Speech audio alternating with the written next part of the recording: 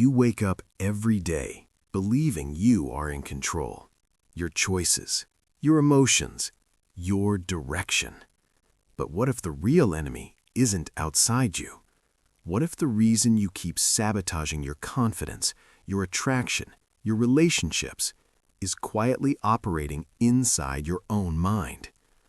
Because here's the uncomfortable truth most people never face. Your mind doesn't protect you. It protects what it already knows. And that's where the sabotage begins. You think your brain is logical, rational, on your side. But psychology tells a darker story. Your mind is a survival machine, not a success machine. It's designed to keep you safe, not fulfilled. To avoid pain, not to build power. So every time you step toward growth, confidence, or deeper connection, your mind whispers excuses, doubt, delay. Not loudly, silently. You call it overthinking, but it's something deeper. Let's break the first illusion. You believe negative thoughts are problems to solve. They're not. They're habits. Mental habits wired into your nervous system. Your brain repeats what it has practiced the most. Self-doubt, fear of rejection, second-guessing your words in conversations, replaying messages, analyzing tone, assuming disinterest. Not because it's true, but because it's familiar. This is the first form of sabotage, automatic narratives. You walk into a room and your mind already decides where you rank. You speak to someone attractive, and your thoughts shrink you before they ever could. Your brain fills the silence with meaning that hurts you. And here's the brutal part. Your emotions follow those thoughts as if they're facts. Confidence drops, body language closes, your voice changes. And then you say, "See, I'm just not confident." No, you rehearsed insecurity until it felt natural. The second sabotage is more subtle. It's called false self-awareness. You think you're self-aware because you criticize yourself constantly. You analyze your flaws, your mistakes, your past. But that's not awareness. That's self-attack dressed up as intelligence. Real self-awareness creates clarity.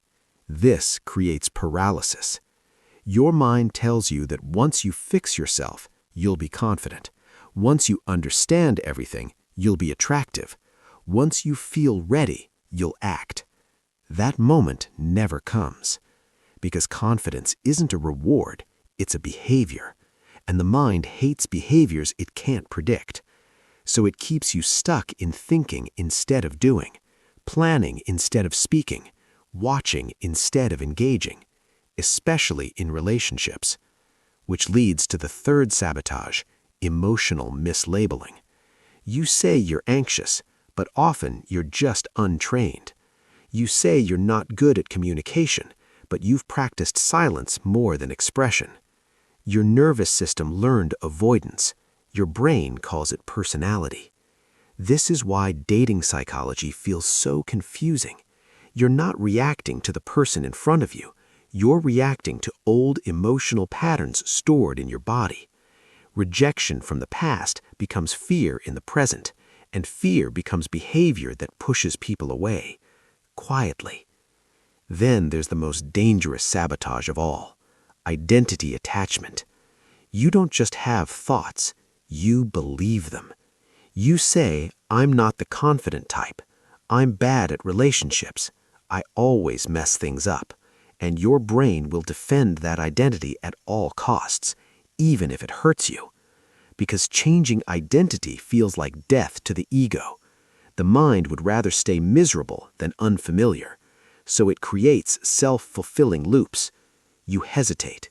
You hold back. You don't say what you feel. Then you blame yourself for the outcome your mind engineered. This is why motivation alone doesn't work.